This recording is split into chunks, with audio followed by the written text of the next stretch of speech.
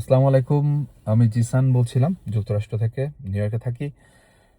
আহ, আমার চ্যানেলে আমি সাধারণত নানান সময় নানান বিষয় নিয়ে কথা বলি। আজকে একটা খুব গুরুত্বপূর্ণ বিষয় নিয়ে কথা বলার জন্য মোবাইল অন করেছি, ভিডিও অন করলাম। গুরুত্বপূর্ণ বিষয়টা নিয়ে অনেকেই অনেক দিন ধরে কথা বলছে, বাট আনফর্চুনেটলি এই বিষয়টা নিয়ে অনেক বেশি জল ঘোলা হয়ে যাচ্ছে। সেটা হচ্ছে আমাদের যুক্তরাষ্ট্রের ইমিগ্রেশন নীতি নিয়ে।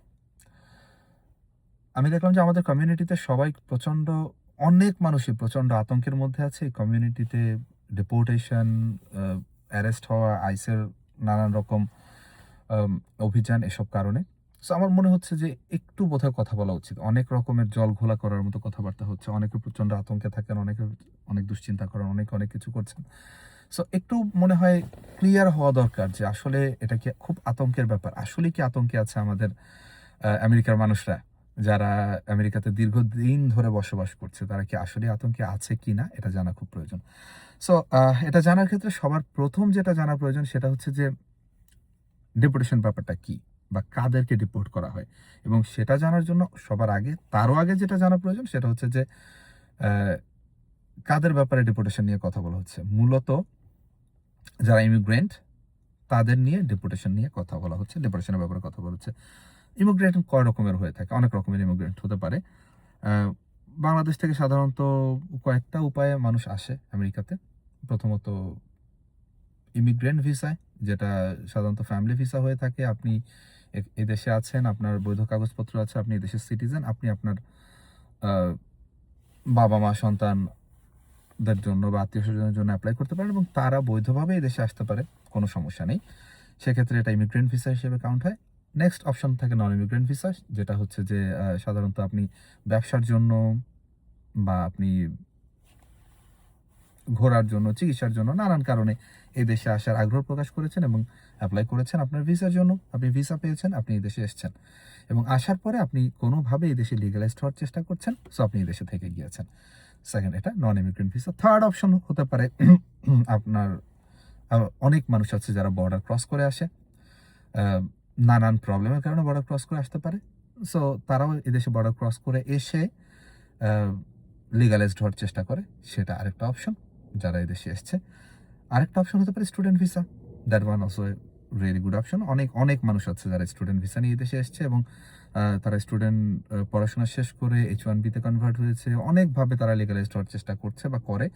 সো এই মোদ্দা কথা, এই ধরনের মানুষগুলোই এইভাবেই আমরা আমেরিকাতে আসতে পারি। এখন প্রশ্ন হচ্ছে যে আসলেই কি আমরা আতঙ্কের মধ্যে আছি? আসলেই কি আমাদের জন্য আ এই আইসের অভিযান বা এই জিনিসগুলো খুব আতঙ্কের বিষয়? সত্যি কথা বলতে মোটেই না। আতঙ্কিত হওয়ার মতো আসলে এই দেশে কিছুই হয়নি। কোনো মানে আমাদের কমিউনিটিতে যে ব্যাপারগুলো নিয়ে সবচেয়ে বেশি রাগঢাগ হইচই হয়, এ ধরনের কোনো কিছু আসলেই আমেরিকাতে হচ্ছে না। আমেরিকাতে হয় না। আমি নিউ ইয়র্কে আছি। আমি দায়িত্ব নিয়ে বলছি, এ ধরনের কোনো কিচ্ছু আমেরিকায় হচ্ছে না। মাঝে মাঝে আইসের অভিযান চলে, আইস অভিযান চালায়। কাদের ক্ষেত্রে অভিযান চালায়, কাদের ক্ষেত্রে অভিযান চলছে সেটা জানাটা খুব জরুরি। সেটা যদি আপনি জানতে পারেন তাহলে আপনি আর আতঙ্কিত হবেন না। ওকে? এখন অনেকগুলো ক্যাটেগরি বললাম যারা এই দেশে আসে, যেভাবে আসে এবং কারা মূলত বিপদে আছে। আবারও জোর দিয়ে বলছি, যারা আগে বিপদে ছিল তারাই বিপদে আছে। ওকে? এবার প্রশ্ন, কারা আগে বিপদে ছিল? যে ক্যাটেগরিগুলো বললাম তার মধ্যে ইমিগ্রেন্ট ভিসা, তারা সম্পূর্ণভাবে নিরাপদ। তারা একেবারে বৈধ উপায়ে দেশে এসছে এবং নিরাপত্তার মধ্যে আছে। স্টুডেন্ট ভিসা, যদি আপনি স্টুডেন্টশিপ কন্টিনিউ করেন এবং H1B তে চলে যান, আপনি নিরাপদ আছেন, কোনো সমস্যা নেই। আপনি যদি সরকারি আইন মানেন, আপনি নিরাপদ আছেন। কিন্তু সত্যিকার অর্থে অনেকেই আছে যারা সরকারি নিয়ম মানে না। তাদের জন্য একটু রিস্কি আছে ব্যাপারগুলো। বাট খুব আতঙ্কিত হওয়ার মতো কিছু আছে বলে আমার মনে হয় না। আমি ঠিক এই ব্যাপারটা ক্লিয়ার না। আ যেমন অনেক স্টুডেন্ট আছে যারা এখানে এসে কাজ করে। ওয়ার্ক পারমিট তো স্টুডেন্টদের থাকে না। তারা 20 আওয়ার্স ওয়ার্ক পারমিট পায় সাধারণত উম ক্যাম্পাসে জব করার জন্য। কিন্তু সাধারণত তারা বাহিরে অনেক বেশি কাজ করে। তারা নিঃসন্দেহে একটু ঝামেলায় আছে। কিন্তু অতটা আতঙ্কিত হওয়ার মতো কিনা, I am not Dam sure about that thing. এবার আসি আদার যে ক্যাটেগরি, নন ইমিগ্রেন্ট এবং যারা বর্ডার ক্রস করে এসছে। তারা কি আতঙ্কে আছে বা তাদের কি আতঙ্কিত হওয়ার মতো কিছু আছে? ফার্স্টলি আমি বলি না, তাদের আতঙ্কিত হওয়ার মতো কিছু নেই। কেননা আপনি যদি বর্ডার ক্রস করে আসেন বা নন ইমিগ্রেন্ট ভিসা এসে থাকেন এবং আপনি যদি কোনো একটা প্রক্রিয়ার মাধ্যমে লিগালাইজড হওয়ার চেষ্টা করে থাকেন, মানে আপনি যদি কোনো কেস করেন, কোনো শেল্টার নেন, বিয়ে করে ফেলেন, অনেকেই যেটা করে, বা কোনো একটা প্রক্রিয়ায় আপনি লিগালাইজড হওয়ার চেষ্টা করছেন, সুতরাং আপনার একটা কেস ইউএস ইমিগ্রেশন কোর্টে অথবা ইউএসসিআইএসে আছে, তার মানে আপনি নিরাপদ আছেন। আপনার ওই কেসটা আপনাকে নিরাপত্তা দিচ্ছে যতক্ষণ পর্যন্ত আহ, আপনার এই কেসের কোনো সুরাহা না হচ্ছে। তাহলে অনিরাপদ কি আছে? অনিরাপদ আছে যে মানুষটা এই কেস আন্ডারে নেই। অনেক মানুষ আছে যাদের অলরেডি কেসের সুরাহা হয়ে গিয়েছে এবং তাদের ডিপোর্টেশন অর্ডার আছে, এবং কিছু মানুষ আছে যারা সাধারণত কোনো রকম কেসই করেননি, এসছেন, বর্ডার দিয়ে আসুক বা যে কোনোভাবে এসছেন, কাজ করা শুরু করে দিয়েছেন, কোনো কেস কামারি কিছুর মধ্যে যাননি। Most of the Latin people তারা সাধারণত এই কাজটাই করে। তারা সাধারণত কোনো রকমের কোনো কেস টেস করে না, কেননা তারা আসলে খুব কাছাকাছি থাকে, বর্ডার পার হলেই তাদের দেশ। সো তারা আসলে এই ঝামেলাগুলো করতে চায় না। কিন্তু বাঙালিদের মধ্যে এই ব্যাপারটা, এই প্র্যাকটিসটা খুবই কম, নাই বললেই চলে একেবারে। বাঙালি, আপনি এমন কোনো বাঙালি খুঁজে পাবেন না যে বাঙালি সাধারণত কোনো না কোনো প্রোটেকশন নেয়নি। সো আতঙ্কিত, আমাদের কমিউনিটিতে আতঙ্কিত হওয়ার মতো আসলে তেমন কিছু নেই।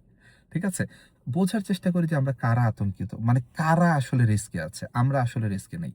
এবার আসি, এটা কেন হচ্ছে, মানে কেন এই আতঙ্কটা ছড়াচ্ছে এই দেশে। দুটো কারণে আতঙ্কটা ছড়াচ্ছে। প্রথমত, আহ, এই আতঙ্কের কারণে কারো কারো বিজনেস ভালো হচ্ছে, কেউ ব্যবসা পাচ্ছে, আহ, কিন্তু আপনার ব্যবসার জন্য আপনি আতঙ্ক ছড়াবেন, এটা নৈতিক কিনা সেটা একটা প্রশ্ন হতে পারে। কারো ভিউ বাণিজ্য বাড়ছে, কারো ব্যবসা বাড়ছে, কারো আসলে ভয় একটা বড় হাতিয়ার ব্যবসার জন্য। সো এই কারণে অনেকে আতঙ্কটা ছড়াচ্ছে। বাট দ্বিতীয় কারণটা খুব জরুরি, সেটা হচ্ছে যে এই দেশের সরকার একটা হাইপ রাখতে চাচ্ছে যে আমরা আসলে ইমিগ্রেন্টদের নিয়ে খুব সিরিয়াস এবং এই ব্যাপারগুলো আমরা ডিপোর্টেশন করছি, আমরা খুব এই ব্যাপারগুলো খুব সিরিয়াসলি দেখছি, এক্সেট্রা এক্সেট্রা এক্সেট্রা। কিন্তু রিয়েলিটিটা হচ্ছে যে আসলে ডিপোর্টেশন প্রক্রিয়া একটা সাধারণ প্রক্রিয়া এবং প্রত্যেকটা সরকারের আমলে ডিপোর্টেশন হয়। এটা শুধুমাত্র যে ট্রাম্প বলে করছে তা না। এবং মজার একটা ইনফরমেশন আপনাদের দেই, সেটা হচ্ছে যে ট্রাম্প এর আগেও একবার ক্ষমতায় ছিলেন, আমাদের বর্তমান প্রেসিডেন্ট ডোনাল্ড ট্রাম্প এর আগেও একবার ক্ষমতায় ছিলেন, এবং তার আমলে প্রচুর মানুষ ডিপোর্টেশন হয়েছে। আপনারা খেয়াল করলে দেখবেন যে ওই সময়ে এই ব্যাপার ইমিগ্রেশন নীতি নিয়ে প্রচুর কথাবার্তা হচ্ছিল এবং প্রচুর মানুষ ডিপোর্ট হয়েছে ওই সময়। কিন্তু মজার ব্যাপার হচ্ছে যে তার ট্রাম্পের গত আমলে জাস্ট বিফোর পিরিয়ডে বারাক ওবামা ক্ষমতায় ছিলেন, এবং বারাক ওবামা আমরা যতদূর জানি যে উনি ডেমোক্রেট প্রেসিডেন্ট ছিলেন এবং উনি অভিবাসন নীতির ব্যাপারে খুব লিবারেল, খুব হেল্পফুল ছিল everything. But funny thing is that গতবারে ট্রাম্পের পিরিয়ডের চেয়ে গত 4 বছরে, তার আগের 4 বছরে বারাক ওবামার পিরিয়ডে বেশি মানুষ ডিপোর্ট হয়েছে। সো ডিপোর্টেশনটা আসলে গভর্নমেন্টের কে সরকারে আছে সেটার উপরে নির্ভর করে না। ডিপোর্টেশন নির্ভর করে আপনার স্ট্যাটাস আসলে কি আছে, আপনি কিভাবে আছেন। আপনি আইন ফলো করেন, আপনি আইনের মধ্যে থাকেন, ল ব্রেক করা যাবে না। আপনি যদি খারাপ কিছু না করেন, আপনি কেন বিপদে থাকবেন বলেন? যুক্তিটা কি বিপদে থাকার?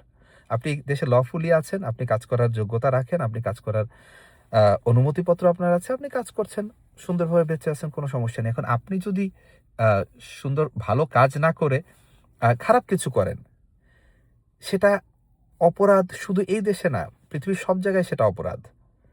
সুতরাং সেই অপরাধের জন্য আপনি অ্যারেস্ট হতেই পারেন।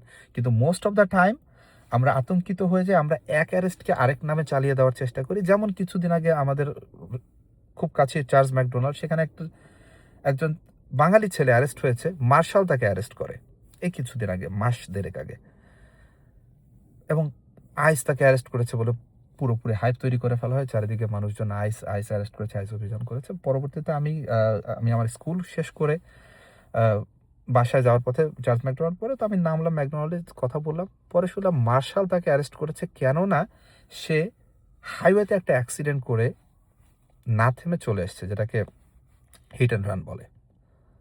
সো বোঝেন, একটা মানুষ হিট অ্যান্ড রান করে, সে পেনসিলভেনিয়ার বাসিন্দা, পেনসিলভেনিয়া থেকে নিউ ইয়র্ক আসার পথে হাইওয়েতে একটা অ্যাক্সিডেন্ট করে সে চলে এসছে, এবং এই কারণে মার্শাল তাকে চার্লস ম্যাকডোয়াল থেকে অ্যারেস্ট করে নিয়ে গেছে, কিন্তু নাম হলো কি যে আইস অভিযান করছে। সো আতঙ্কিত হবেন না, আতঙ্কিত হওয়ার মতো কিচ্ছু নেই। আপনি নিরাপদ থাকেন, আপনি ভালো থাকেন এবং চেষ্টা করেন কোনো খারাপ কিছুর সাথে জড়িত না হওয়ার। আপনি যদি লফুল হন, আপনি যদি সঠিকভাবে থাকেন, সঠিক পথে থাকেন, আপনি সম্পূর্ণ নিরাপদ। ভালো থাকবেন।